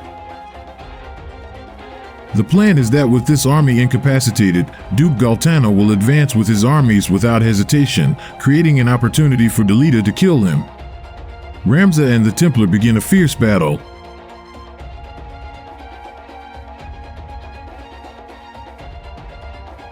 Oran Durai discovers that his father has been imprisoned and runs to the prison immediately. In the desert, Ramza faces the Templar and manages to defeat and kill him, but it is already too late. The poison is in the air. Ramza arrives quickly at Fort Besselet and asks to speak with Orlando. The soldiers say that he is in prison and that Ramza must be the assassin that the Count has hired to kill Galtana, and they begin the battle. Meanwhile, at the camp of the Northern Sky Knights, the poison released by the Templar begins to take effect and incapacitate all the warriors, even the leaders. Dystark takes advantage of this and assassinates Duke Larg in front of some knights and his brother. He asks Zalbag to kill all these knights who have witnessed the scene so that they can blame the death on Galtana's soldiers and he, Dystark, can take over Duke Larg's position as ruler of those lands. Galtana is informed that the Northern Order's soldiers are incapacitated and orders his army to advance and attack them, exactly as the church wants. Ramza wins the battle against the fort's guards, and seeing that the two armies are about to clash, he opens the floodgates that are holding the water at the fort, thereby flooding the battlefield and preventing the war. This makes the Northern soldiers retreat. Galtana is informed that the fort's floodgates have been opened and becomes furious, ordering Delita to pursue the enemies. Delita takes the opportunity and assassinates Duke Galtana. Valmefer returns to his side and brings a church devotee dressed as Orlando. In this way, Delita fakes the Count's death to deceive the church into thinking that the Count has also died in this attack, according to the mission he has received to eliminate both the Duke and his allies. Delita tells Valmefer to also go to the prison to help in Orlando's rescue, as Galtana intends to execute him, and Delita secretly wants the Count to help Ramza overthrow the church. Ramza, Oran, and Valmefer rescue Orlando inside the fort. Ramza and Orlando flee, while Oran and Valmefer return to Zeltinia to ensure Princess Ovilia's protection.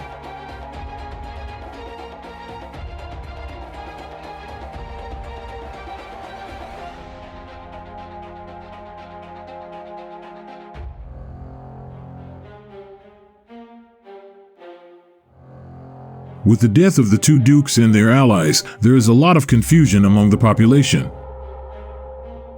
Orlando is accused of being the assassin of Galtana, which makes Oran set out to prove his innocence. Dystarg takes the place of Duke Larg in the government and control of the Order of the Northern Sky. Delita takes the place of Duke Galtana in the government and control of the Order of the Southern Sky. The church finally executes its plan and volunteers to be a mediator to end the war. The church sends the Templar Lofri Wodring to negotiate the end of the war with Dystarg, but Falmarv also gives him a mission to take the Capricorn Aura site and give it to Dystarg, who could be a good candidate for that Lucavi. Falmarv goes to Limberry to talk with the Marquis about the current situation of the Lucavi plan. Celebrant Bremen had been chosen among the nobles to be the new ruler of Lionel and is informed that Beowulf, Cadmus, and Rhys Dular have been seen. Bremen is surprised at how the dragon curse on Rhys has been broken, and orders the now captain of the Lionel Knights and old friend of Beowulf, Aliste Rosenheim, to go and bring the girl to him. Aliste is suffering from a fatal illness and agrees to the plan so he can face his friend one last time on the battlefield. Mustadio receives a message from his father saying that he has found a strange machine in the rubble of the city of Gug and asks them to go there to see it. Ramza agrees and they go.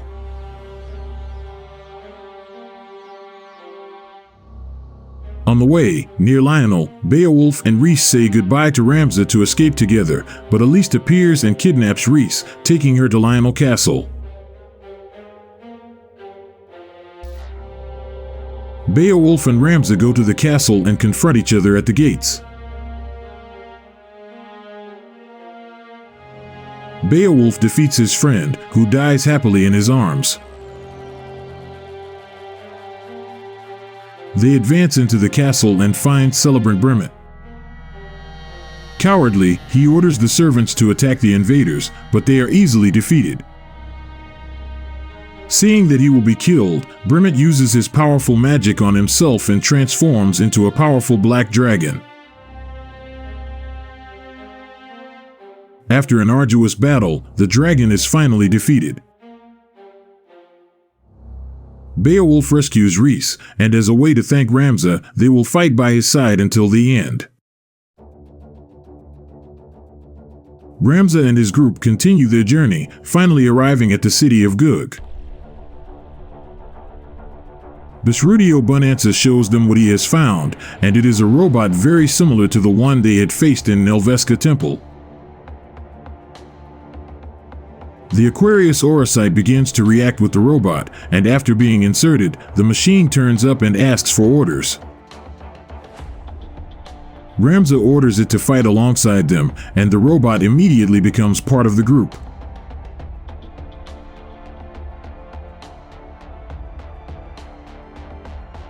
Ramza hears from some local residents about a mysterious island with incredible treasures and home to a mysterious wizard. He is curious to investigate, and with his group, they head to Midlight's Deep.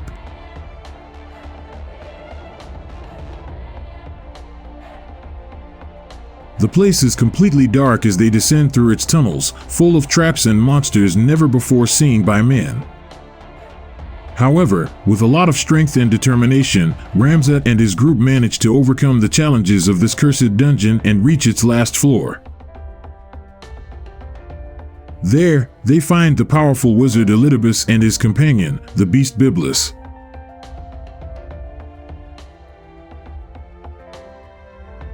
Ivalice is furious for them being there to disturb him, and immediately uses the power of the Serpentarius Aurosite that is in his possession to transform into the Lucavi demon. Ramza immediately recognizes that it is a Lucavi and prepares to fight. After a difficult battle and surrounded by darkness, Ivalice is defeated, disappearing in an explosion. Without the wizard, Biblis adopts Ramza as his new master and begins to follow him. Ramza takes the mysterious Serpentarius Aurosite and leaves the dungeon with a feeling of duty fulfilled.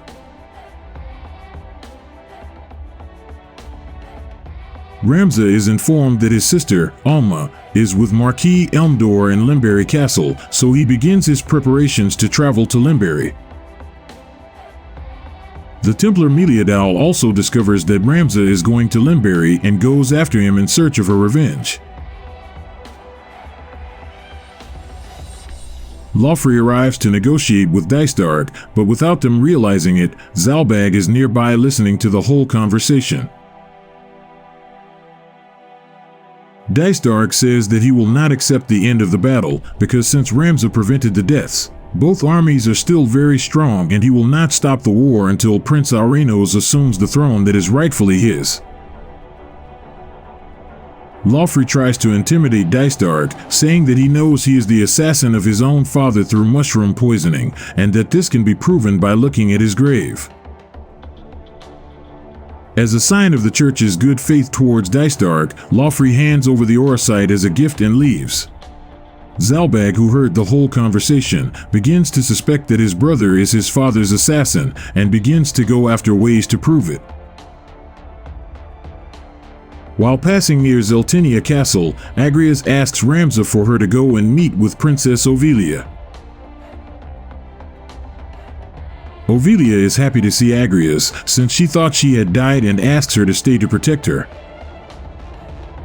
Agrias says that it is not possible because she is fighting against evil forces that want to destroy the whole world alongside Ramza. Delita appears and Agrias is disgusted to hand over Ovelia's care to him. Before leaving, Agrias hands a dagger to Princess Ovelia in case she needs to defend herself at some point.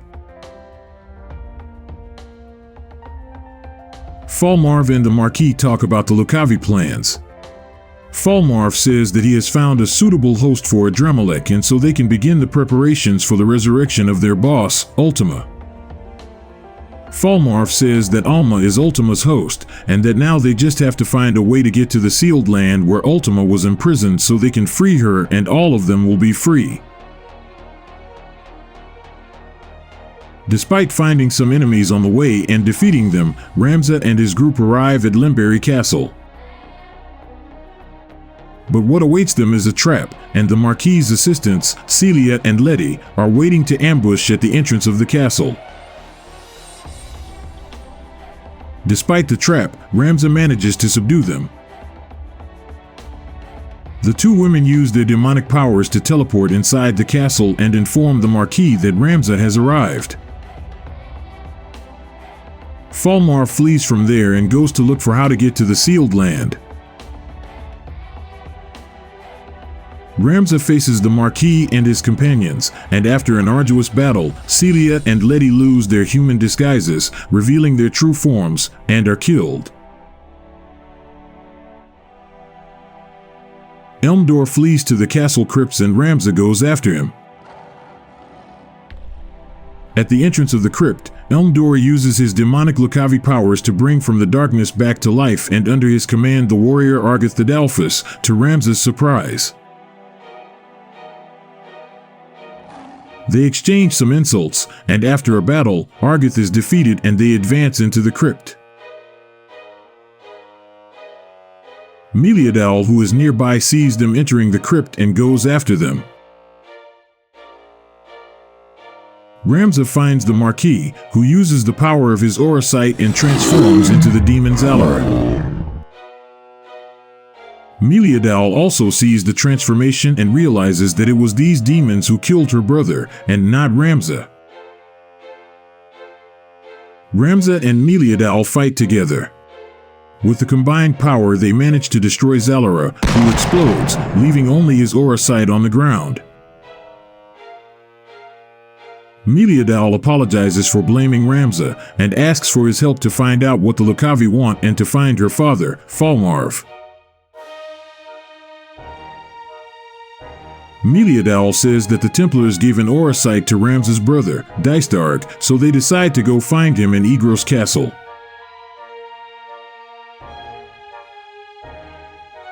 Falmarv, knowing that Ramza was in possession of the scriptures of Germanique, sends the Templar Clicien Duroy after him. Oran arrives in Zeltinia Castle and enters running, facing and knocking down several knights, towards where the princess is. He finds Ovilia, and tells her that it was not Count Orlando who killed Duke Galtana, that it was a setup against him, but that he managed to escape with Ramza and now fights to stop the church's plans. Delita appears and is pointed out as Galtana's assassin. Delita says that it is true, and that he is working to put the princess as ruler. Ovilia is furious, because she thinks that Delita is also using her. Delita says that this is not true, and asks her to leave. Ovilia leaves the room, but stays listening hidden. Delita says that he will not kill Oran, and that his plan is to create a legend for himself, to show himself as a hero to the masses, which is what they want. Thus bringing peace in a new kingdom after tearing down everything that was rotten from before. Valmafer realizes that Delita is betraying and going against the church's plans and prepares to kill him according to her orders. But with their coexistence, Valmafer begins to have respect and admiration for Delita, and for this reason she cannot kill him. With the knowledge of his true objective, Delita prepares to kill her, but sees in Valmafer what he also was one day, someone who was a pawn and manipulated. With compassion, Delita lets Oran and Valmafer flee. Meanwhile, Zalbag goes to his father's grave to look for signs of mushroom poisoning. He finds them, proving that Dystar killed Barbanith to take control of the Beowulf house for himself. Furious with the betrayal of his own brother, Zalbag goes to Egros Castle to settle the score. On the way to the castle, Ramza is ambushed by the Templar Clicien. Meliadal helps in the battle and is classified as a traitor to the Templars while Clicien flees.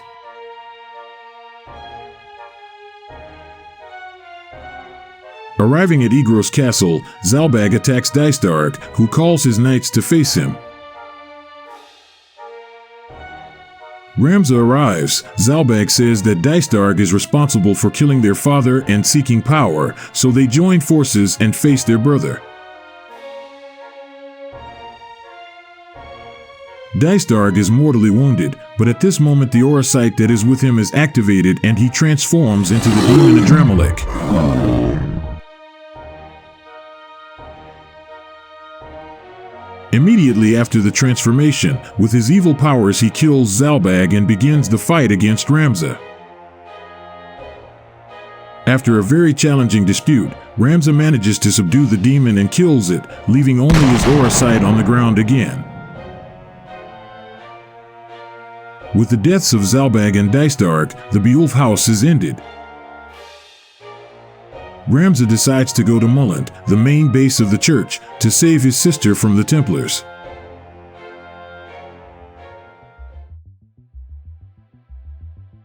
In Mulland, Falmarv goes to question High Confessor Marcel. Since Ramza is with the stones, the church no longer has any use for the Lucavi, so he mortally wounds Marcel to make him say the location of the sealed land. Marcel says that it is below Orban Monastery, but that there is a sealing spell that prevents entry to this place, and the only way to break the spell is written in the scriptures of Germanique. At this moment, Ramza and his group arrive in Mulland and are received by Falmarv, Lawfrey, and Clicien. Falmarv says that if he wants to see his sister, he will have to hand over the scriptures of Germanique and all the Orasites that are with him. Ramza agrees to hand over the scriptures first to be able to see his sister. Lawfrey takes the scriptures and learns the spell to enter the sealed land. With this objective completed, they advance and attack Ramza. Ramza manages to counterattack, forcing the Templars to retreat inside the cathedral. Ramza finds Falmarv again, who uses his Lucavi powers to resurrect Zalbag as his minion of darkness. Zalbag faces Ramza while the Templars flee towards Orban Monastery, taking Alma. Ramza manages to defeat Zalbag and finds High Confessor Marcel. In his last breath of life, Marcel says that the Templars have gone to Orban Monastery, so he goes there to save his sister. The Templars arrive in Orban and advance into its interior, looking for the passage to the sealed land. Ramza arrives and begins to advance, facing and defeating several Templars on the way. Falmarv, Lawfrey, and Clicien find the sealed land, so Lawfrey uses the spell to remove the seal and send Falmarv and Clicien to their objective. Lawfrey stays behind and faces Ramza in a mortal battle. Lawfrey is mortally wounded, but before dying he cites the enchantment once more, sending him and Ramza to the sealed land, the necropolis.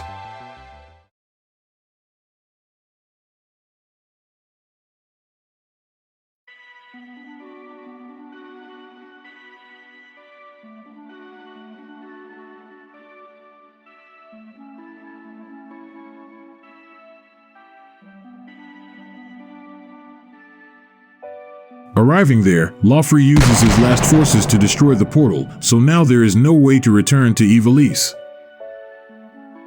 Lawfrey dies and Ramza moves on. Ramza finds the Templar Clicien, who stands in his way once again, and they battle. Clicien is defeated and killed, with Ramza moving on after Alma. Falmarv realizes that Lawfrey and Clicien have been killed by Ramza and uses his demonic Lucavi powers again to resurrect the Templar Barak Fenzir, the one who was spreading poison in the wind in the desert, as his evil servant to face Ramza once more.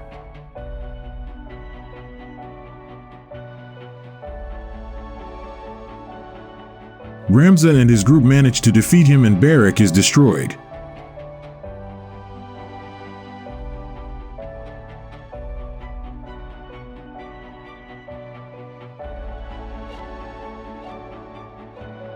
Falmarv is with Alma and cannot understand why the Virgo Oracite is not responding with the soul of Saint Ajora that inhabited that place. At this moment, Ramza and his group appear, and Falmarv discovers that probably what is missing is more blood. The one shed in the War of the Lions was not enough. Falmarv uses his aura sight and transforms into the demon Hashmal to kill Ramza and his group and use the blood to resurrect his boss.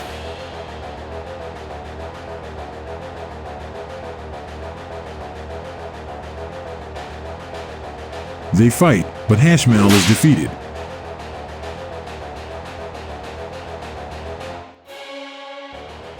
As a last resort for his plan, Hashmal sacrifices himself so that his blood will fulfill the prophecy.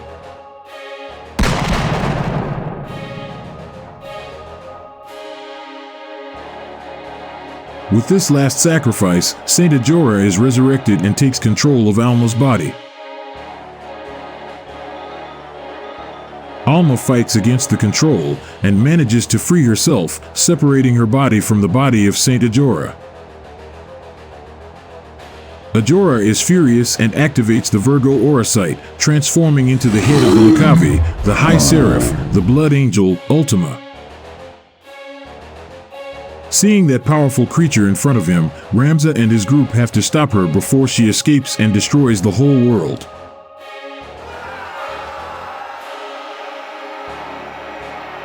The battle is very difficult and challenging. Ultima has devastating attacks, an immense strength and speed, and still has minions as powerful as her at her side.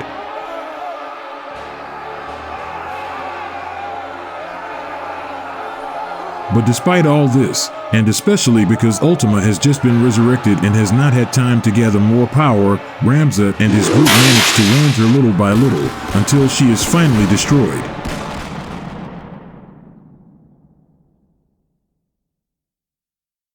Ramza and his group have managed to prevent the Lucavi catastrophe.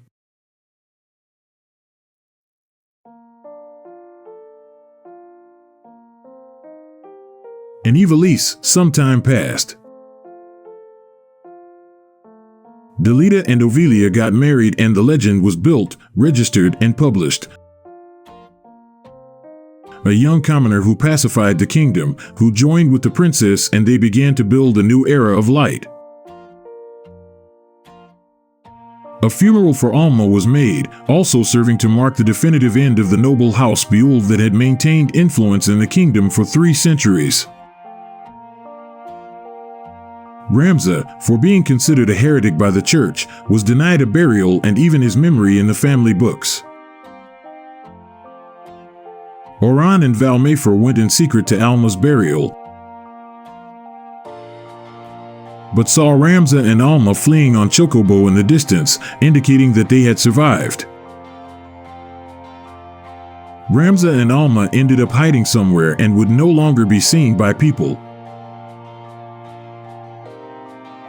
With most of the nobles and people of high influence of the aristocracy and the church dead, and with the 2 main armies weakened, Delita assumed as king, and fulfilled the objective that he had been pursuing since the moment his sister died.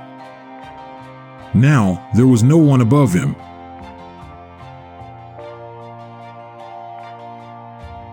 The former Prince Aurinos eventually became a fugitive, being taken into exile in the kingdom of Romanda.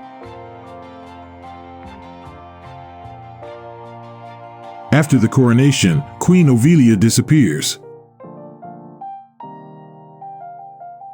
King Delita goes to the special place where they always meet and finds her there.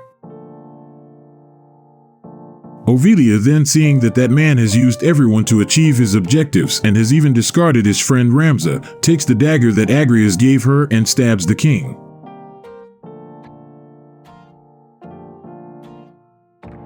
Delita realizes that he is not mortally wounded, pulls the dagger from his own body and stabs Ovilia soon after, killing her instantly.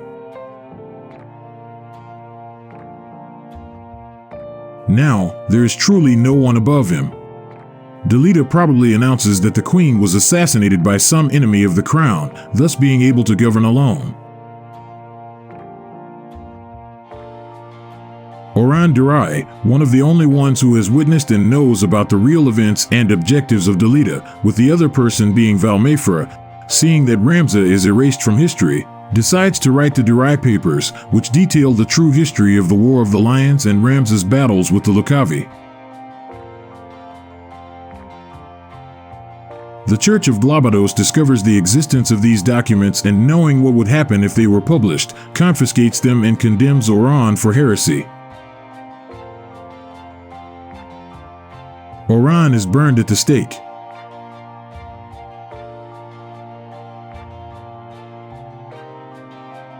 The story that is spread for years is that of the hero Delita, a commoner who became king, ended the war, and brought a period of peace and great prosperity to Ivalice.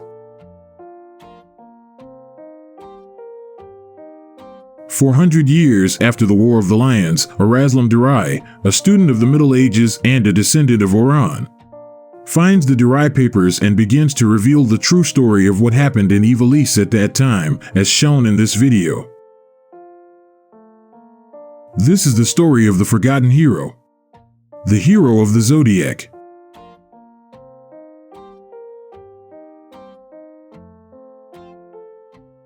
And that's it. This is the story of the game Final Fantasy Tactics. If you enjoyed this video, don't forget to give a like and leave a comment. Take the opportunity to get to know the Ogre Battle Saga here on the channel, which is by the same author and is just as fascinating. Thanks for watching.